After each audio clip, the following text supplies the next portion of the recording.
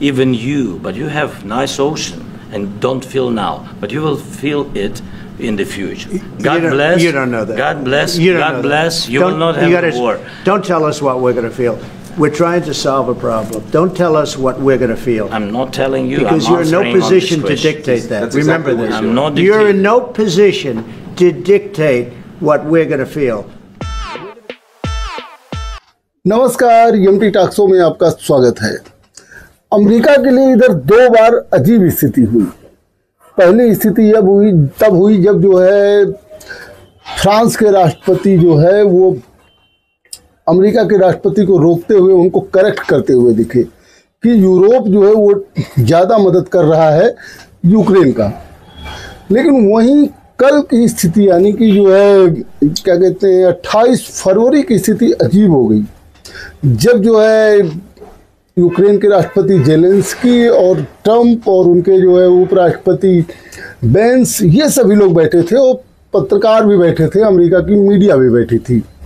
उसमें ट्रंप और जेलेंस्की में बहस हो गई और ऐसी बहस हुई कि जिसकी चर्चा पूरी दुनिया में है। यहाँ तक कि पहली बार किसी देश के राष्ट्राध्यक्ष ने ट्रंप की आंख में आंख मिलाकर और अपनी बात को रखा, जबरन अपनी बात को मानने के लिए तैयार नहीं हुए। यहाँ तक कि ट्रंप ने कहा कि अमेरिका का अपमान है, बेंस ने भी कहा कि आप जो है प्रेसिडेंट को शुक्रिया तक नहीं बोल रहे हैं। ये कैसे हो गया और यूक्रेन को ये जो है कहाँ से जो है मतलब ताकत मिली, ये देखने वाली बात है।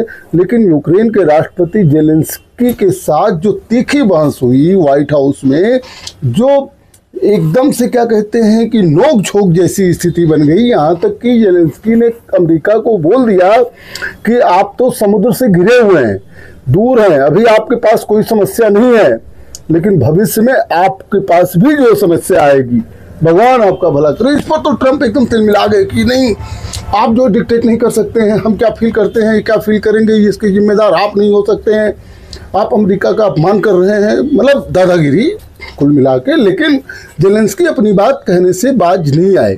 ये मामला शुरू कहाँ से हुआ? ये मामला शुरू ये हुआ कि जब जो है बेंस कह रहे थे कि जो हम डिप्लोमेटिक तरीके से जो सीज फायर चाहते हैं, तो यूक्रेन के राष्ट्रपति ने जो है सवाल उठा दिया, जेलेंस्की ने सवाल उठा दिया। जेलेंस्की ने बेंस से कहा कि मैं आपसे कुछ पूछ सकता हूँ। उनका हाँ पूछिए। तब उन्होंने कहा कि 2014 से लेके आज तक, पहले 2014 में रूस ने जो है क्रीमिया पर हमला किया, उस पर कब्जा कर लिया।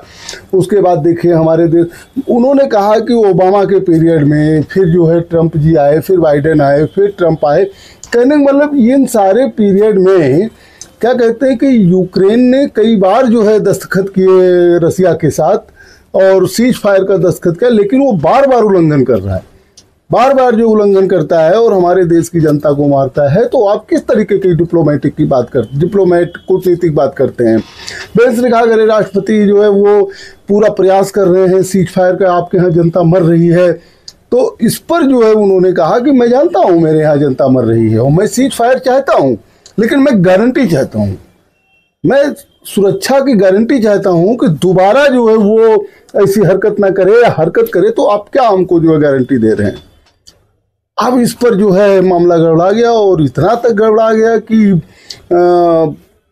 अमेरिकी राष्ट्रपति के साथ डिनर भी कैंसिल हो गया यूक्रेन के राष्ट्रपति जेलेंस्की का। यहाँ तक कि यूक्रेन के राष्ट्रपति को व्हाइट हाउस छोड़ने के लिए कह दिया गया कि आप निकल जाइए यहाँ से, आपने देश का बहुत अपमान कर दिया है। लेकिन एक बात है,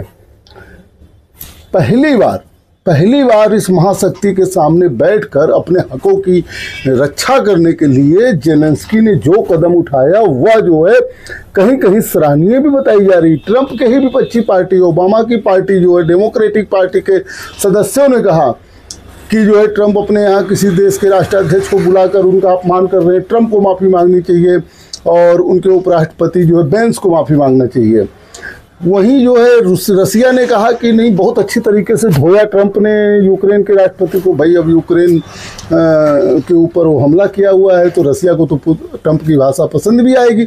लेकिन वहीं यूरोपीय कंट्री जिसमें नीदरलैंड है, पोलैंड है, स्पेन है, जर्मनी है, इन सब देशों ने जो है, यहाँ तक कि फ्रांस है, इन सब देशों ने जो है यूक्रेन के राष्ट्रपति का सपोर्ट किया, यूक्रेन के साथ अपना समर्थन जो है देने की कोशिश की। आपको हम बता दें कि फॉक्स न्यूज़ जो है उसको जो है इंटरव्यू दिया था जेलेंस्की ने, और उन्होंने इस बात को तो कहा कि कैमरे के सामने ये सारी बातें नहीं होनी चाहिए, लेकिन उन्होंने ट्रंप से माफ़ी मांगने से इनकार कर दिया। ट्रंप ने यहाँ तक कहा कि आप दुर्दिन में हैं, आप जो है एकदम ट्रबल में हैं, फिर भी आप सीज फायर नहीं कहते हैं, आप कहते हैं सीज फायर नहीं किए, सीज फायर नहीं किए। इस पर जेलेंस्की ने कहा नहीं, मुझे सीज फायर चाहिए। मैं आपको अभी सुनवाता हूँ कि जो है जेलेंस्की ने और ट्रंप के बीच में जो नोक झोंक हुई वो क्या थी, सुनिए आप। Can I ask you? Sure. Yeah? Yeah. Okay. So he occupied our parts, big parts of Ukraine, parts of East and Crimea. So he occupied it on 2014. So during a lot of years, so I'm not speaking about just Biden, but those time was Obama, then President Obama, then President Trump, then President Biden, now the President Trump, and God bless, now President Trump will stop him. But during 2014, nobody stopped him. He just occupied and took. He killed people. You know what the contact line? 2015. 2014. 2014 is Well, 2014. Yeah. So he I killed. was not here. Yeah, but, That's exactly but right. yes, but during 2014 till 2022, yeah, the situation the same. The people are been dying on the contact line. Nobody stopped him. You know that we had conversations with him, a lot of conversation, my bilateral conversation, and we signed with him, me, like a new president. In 2019, I signed with him the deal. I signed with him, Macron and Merkel, we signed ceasefire. Ceasefire. All of them told me that he will never go. We signed him with gas contract. Gas contract. Yes, but after that, he broken this ceasefire. He killed our people and he didn't exchange prisoners. We signed the exchange of prisoners, but he didn't do it. What kind of diplomacy, JD, you are speaking about? What do you mean? I'm talking about the kind of diplomacy that's going to end the destruction of your country. Yes, but if you are Mr. not President, strong... Mr. President, with respect, I think it's disrespectful for you to come into the Oval Office and try to litigate this in front of the American media. Right now, you guys are going around and forcing conscripts to the front lines because you have manpower problems. You should be thanking the President for trying to bring an end to this conflict. Have you ever been to Ukraine that you say what problems we have? I have been to. Come once. I've actually watched and seen the stories, and I know what happens is you bring them on a propaganda tour, Mr. President. Do you disagree that you've had problems bringing people into your military? We have problems. And do you think that it's respectful to come to the Oval Office of the United States of America and attack the administration that is trying to prevent the destruction of your country? A lot of questions. Let's start from the beginning. Sure. First of all, during the war, everybody has problems, even you, but you have nice ocean and don't feel now, but you will feel it in the future. God bless. You don't know that. God bless. You don't God know bless. That. You will not have a war. Don't tell us what we're going to feel. We're trying to solve a problem. Don't tell us what we're going to feel. I'm not telling you. Because I'm you're in no answering on position this to question. dictate that. That's Remember exactly this. what I'm not You're in dictating. no position to dictate what we're going to feel. We're going to feel very good. You will feel influence. We're going to feel very good and very strong. You will feel influence. You're right now not in a very good position. You've allowed yourself to be in a very bad position, and he happens to be right about it. From the very beginning of the war. You're not in a good position. You don't have the cards right now. With us, you start having cards. I'm not playing cards. But right now, you don't. Yeah, you're playing cards. Mr. President. You're playing I'm very cards. serious. You're gambling with the president lives of war. millions of people. You're gambling with World War III. You're gambling with World War III. And what you're doing is very disrespectful to the country, this country. That's with back all to you. respect to your Far country. more than a lot of people said they respect. should have. Have you said thank you once? A lot of times. No, in this Even entire meeting, today. you said thank you. Even today. You went to Pennsylvania and campaigned for the opposition in October. Offer some words of appreciation for the United States of America and the president who's trying to save your country. Please, you think that if you will speak very loudly about the war, you can... He's not speaking loudly. He's not speaking loudly. Your country's in big trouble. Can I Wait a answer? minute. No. Can You've I done a lot answer? of talking. Your country is in big trouble. I know. You're not winning. I know. You're not winning this. You have a damn good chance of coming out okay because of us. Mr. President, we are staying in our country, staying strong from the very beginning of the war. We've been alone, and we are thankful. I said thanks you haven't in been this alone. cabinet, you and haven't not only alone. in this cabinet. We gave you, through this stupid president, $350 billion. You voted we gave for you your military president. equipment, You and you voted men for are your brave, president. but they had to use our military. What about if you didn't have our military equipment, you invited if me you to didn't speak. have our military equipment, this war would have been over in 2 weeks. In 3 days, I heard it from Putin. In 3 days, this is something maybe new. less. In 2 weeks, of course, yes. It's going to be a very hard thing to do business like this. Again, I tell you. Just say thank you. I said a lot of times thank you to American people. Except that there are disagreements, and let's go litigate those disagreements rather than trying to fight it out in the American media when you're wrong. We know that you're wrong. But you see, I think it's good for the American people to see what's going on over here. I think it's very important. That's why I kept this going so long. You have to be thankful. You don't have the cards. Thankful. You're buried there. Your people are dying. I can tell you You're again, running low I on know. soldiers. Listen, Please, you're running Mr. low on President. soldiers. It would be a damn good thing. Mr. And then President. you tell us, I don't want a ceasefire. I don't want a ceasefire. I want to go, and I wanted this. Look, if you could get a ceasefire right now, I tell you, you take it so the bullets stop flying and your men stop getting killed. Of course, we want to stop the war. But you're saying you don't want a ceasefire. But I said to you, I want a ceasefire. with guarantees. Because you'll get a ceasefire faster than an agreement. Ask our people about ceasefire, what they think. That wasn't it doesn't with matter me. for you what. That wasn't this with me. nation- That was with you. a guy named Biden, who was not a smart person. But this That is was your, with, this that was is with your Obama. president. It was your president. Excuse me. That was with Obama, who gave you sheets, and I gave you javelins. Yes. I gave you the javelins to take out all those tanks. Obama gave you sheets. In fact, the statement is Obama gave sheets and Trump gave javelins.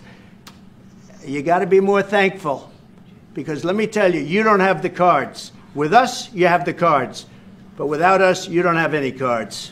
तो जैसा कि आपने देखा कि एकदम जैसे झगड़े की स्थिति बन गई, एकदम झगड़े की स्थिति बन गई। यहाँ तक कि जो है कह दिया कि आप लाउड बोल रहे हैं। ट्रंप ने टोका कि नहीं उपराष्ट्रपति लाउड नहीं बोल रहे हैं, और जो है हम आपको 350 बिलियन देते हैं और जो है असलाह देते हैं, तब आप इतना दिन तक युद्ध को जो है रोक पाए। जेलेंस्की ने नहीं तो आप 2 हफ्ते में जो है हार जाते। जेलेंस्की ने कहा 2 हफ्ते तो आप बहुत दिन बता रहे हैं, हम 2 दिन में हार जाते। आपका जो है हमको सपोर्ट मिला, इसके लिए मैं धन्यवाद देता हूँ, अमेरिकन पीपुल का धन्यवाद देता हूँ। ये सारी बातें यहाँ तक हो गई। फिर बाद में जो है ट्रंप ने कहा कि ओबामा ने आपको ये दिया, मैंने ये दिया, मैं शांति चाहता हूँ, मैं चाहता हूँ कि जो है वो सीज फायर हो। बाद में जो है ट्रंप का एक बयान आया कि जो है बातचीत हुई और सार्थक माहौल में बातचीत हुई, लेकिन जो है जेलेंस्की जो है वो सीज फायर नहीं चाहते हैं, शांति नहीं चाहते हैं। जब जो है वो शांति चाहेंगे तभी वो अब हमारे ऑफिस आ सकते हैं। फिर तुरंत जो है जेलेंस्की ने भी जो है फिर वो किया, ट्वीट किया कि नहीं हम तो शांति चाहते हैं। अब हुआ क्या है कि यूक्रेन चाहता है कि उसको गारंटी मिले, उसको ये गारंटी मिले कि दोबारा जो है उसकी सुरक्षा के साथ खिलवाड़ नहीं होगा, और इसके लिए जो है ट्रंप प्रशासन तैयार नहीं है या रूस नहीं तैयार है। अच्छा बताइए, आज सीज फायर हो जाए और अगर जो है जेलेंस्की इन सब चीज़ों पर मान भी जाए तो क्या भरोसा कि आगे जो है रसिया जो है वो सीज फायर का उल्लंघन नहीं करेगा, क्योंकि यूक्रेन भुक्तभोगी है। यूक्रेन इसलिए भुक्तभोगी है कि 25 बार यूक्रेन ने कहा कि 25 बार वो सीज फायर का उल्लंघन कर चुके हैं।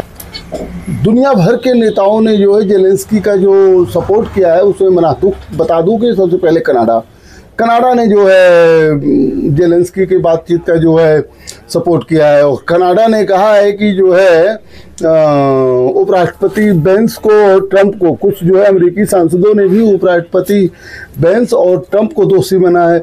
उन लोगों ने कहा है कि जेलेंस्की को उन्होंने उकसाया है।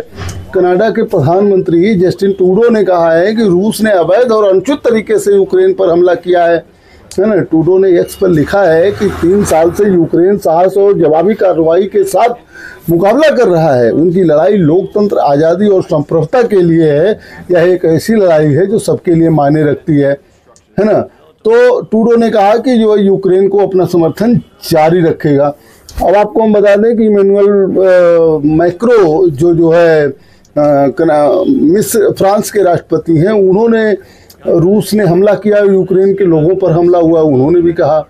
और उन्होंने जब ट्रंप और जेलेंस्की के बारे में उनसे बात किया गया तो उन्होंने कहा कि हमें उन लोगों का सम्मान करना चाहिए जो शुरू से ही लड़ रहे हैं। उन्होंने अपनी पुर्तगाल यात्रा के दौरान जो है ये बातें कही, है ना। इसी तरीके से जो है पोलैंड के प्रधानमंत्री डोनाल्ड टस्क हैं, उन्होंने सोशल मीडिया प्लेटफॉर्म पर लिखा कि यूक्रेनी दोस्तों आप अकेले नहीं हैं। स्पेन के प्रधानमंत्री पेड्रो सांचेस ने भी लिखा स्पेन आपके साथ खड़ा हुआ है। नॉर्वे के प्रधानमंत्री जोनास गट स्टोर ने लिखा हम इस संघर्ष में यूक्रेन और स्थायी शांति के पक्ष में हैं। स्वीडन के प्रधानमंत्री उल्फ क्रिस्टसन ने भी जो है यूक्रेन का समर्थन किया। उन्होंने कहा कि स्वीडन यूक्रेन के साथ खड़ा है, आप न केवल सिर्फ अपने लिए बल्कि पूरे यूरोप की आज़ादी के लिए लड़ रहे हैं, है ना। इस तरीके से जो है विश्व का जो है पूरे यूरोप का उसको सपोर्ट मिल रहा है जेलेंस्की को।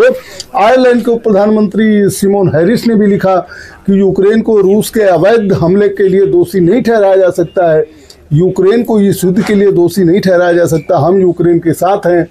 और ब्रिटेन के प्रधानमंत्री केटर स्टारमर ने ट्रंप और जेलेंस्की दोनों से बातचीत की है, उन्होंने कोई एक तरफ नहीं जो है वो किया है। लेकिन डाउन स्ट्रीट के प्रवक्ता ने 10 डाउन स्ट्रीट जो ब्रिटेन का जो है ऑफिशियल प्रधानमंत्री हाउस है, उसके प्रवक्ता ने कहा कि उनका यूक्रेन को समर्थन जारी है, वो यूक्रेन की संप्रभुता और सुरक्षा को ध्यान में रखते हुए शांति का रास्ता तलाशने की हर चंद कोशिश कर रहे हैं। और प्रधानमंत्री रविवार को राष्ट्रपति जेलेंस्की समेत अंतर्राष्ट्रीय नेताओं की मेजबानी के लिए उत्सुक भी हैं। और आपको हम बता दें व्हाइट हाउस से निकलने के बाद जेलेंस्की ब्रिटेन चले गए और जो है ट्रंप जो है छुट्टी मनाने फ्लोरिडा चले गए। लेकिन ये तीखी बहस ने पूरी दुनिया में जो है अमेरिका को एक तरह से एक्सपोज कर दिया। अमेरिका जिस तरीके से अवैध प्रवासियों को निकालना, कई देशों पर कब्जे की बात करना, कई देशों पर जो है टैरिफ लगाने की बात करना और मनमानी तरीके से गजा पर जो है अपना अधिकार जमाने की बात करना, युद्ध शांति के बहाने जो है ब्लैकमेल करना। भाई ट्रंप ने यही कहा था यूक्रेन से कि आपके यहाँ जो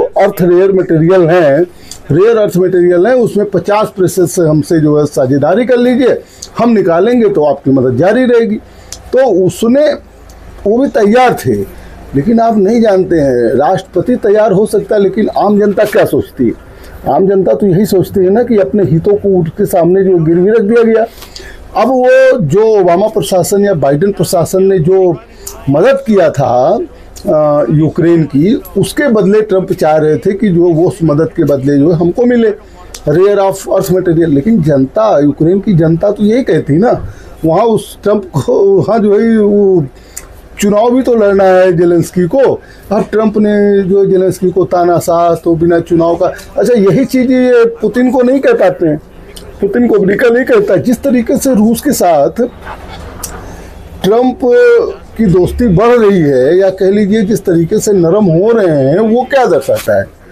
या तो अमेरिका अपने को सुपर बनाने की कोशिश कर रहा है कि हम सबसे सुपर हैं, और रसिया भी। लेकिन एक तरीके से रसिया और अमेरिका में जो कोल्ड वार था उसके बाद ये रसिया और अमेरिका दोनों दो धुरी हैं, विश्व में दो ताकत हैं।